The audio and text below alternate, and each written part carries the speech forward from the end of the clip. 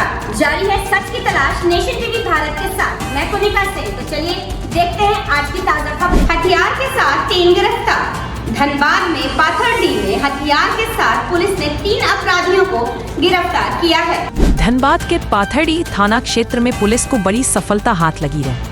Police ने एक विशेष अभियान के तहत 3 अपराधियों को हथियारों के साथ गिरफ्तार किया है। पकड़े गए आरोपियों में सन्नी सिंह, सुमित बावरी और प्रिंस कुमार सिंह शामिल हैं। तीनों पाथरडी के निवासी बताए जा रहे हैं। सिटी एसपी इत्विक श्रीवास्तव ने प्रेस वार्ता में बताया कि सुमित और सन्नी का पुराना आपराधिक इतिहास है और इनका संबंध अन्य गैंगों से भी रहा है। पुलिस को गुप्त सूचना मिली थी कि कुछ अपराधी इलाके में अवैध हथियार के साथ मौजूद हैं। इसी सूचना के आधार पर कार्रवाई करते हुए पुलिस ने तीनों को धर दबोचा। पुलिस अब यह जांच कर रही है कि इनके पास हथियार क्यों थे और ये किसी बड़ी आपराधिक साजिश को अंजाम देने की तैयारी में तो नहीं थे। साथ ही इनके गैंग के अन्य सदस्यों की पहचान कर उन्हें भी जल्द ही गिरफ्तार करने की बात कही गई है।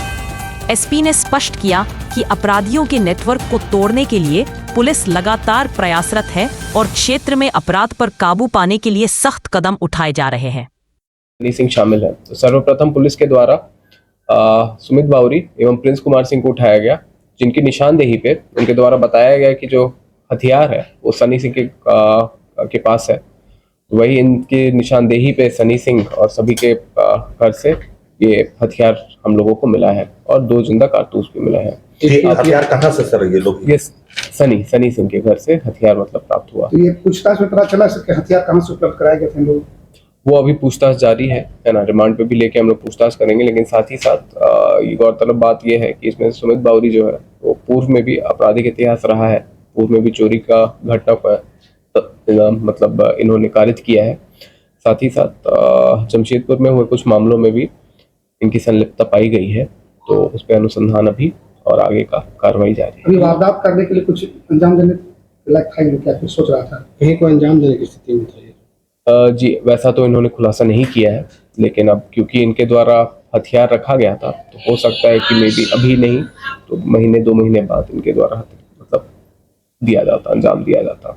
पूछताछ में ये बताया गया का मकसद क्या था उसका? देखिए क्या होता है, ये अपराधी हैं और जनरली रंगदारी, छिनतई इस टाइप के क्या होता है कांड में संलिप्त रहता है।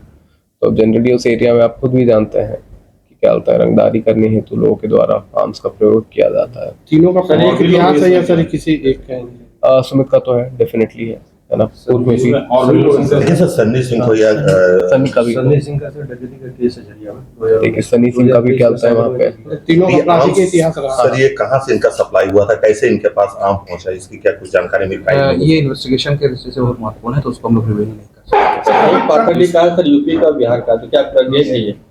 जी नहीं, रहने वाले तो वो लोग वहीं के हैं, है ना। इनका पैतृक निवास जहाँ भी हो, लेकिन रहे तो पैतृक निवास वो पाथरडी में ही रह रहते हैं।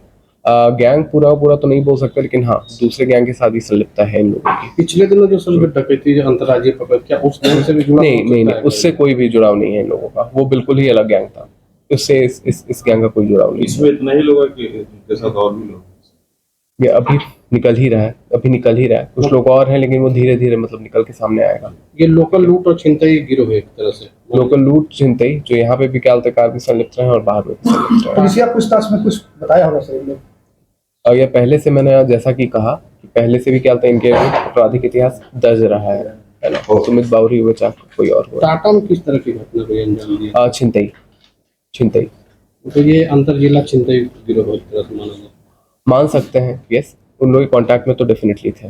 Yes, thank you. Rahul memorial Delhi international school के बारे में और लोग बात क्यों नहीं कर रहे हैं?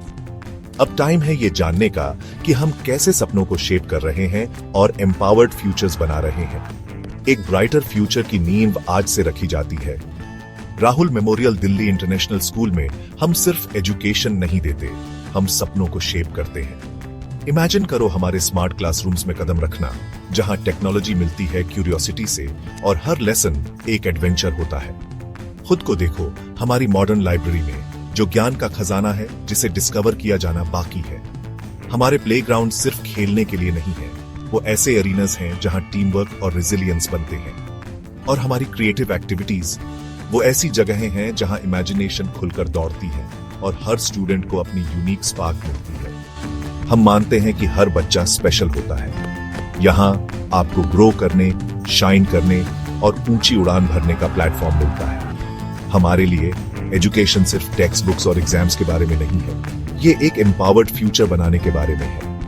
हम होलिस्टिक डेवलपमेंट पर फोकस करते हैं ताकि आप कॉन्फिडेंस और स्किल के साथ दुनिया का सामना करने के लिए तैयार हो। हमें ज्वाइन करें।